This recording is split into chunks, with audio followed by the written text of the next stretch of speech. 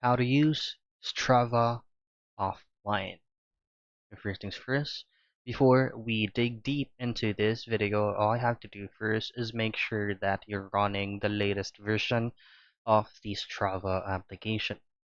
Head over to your preferred app store and then just look for Strava and make sure that the update button is not visible.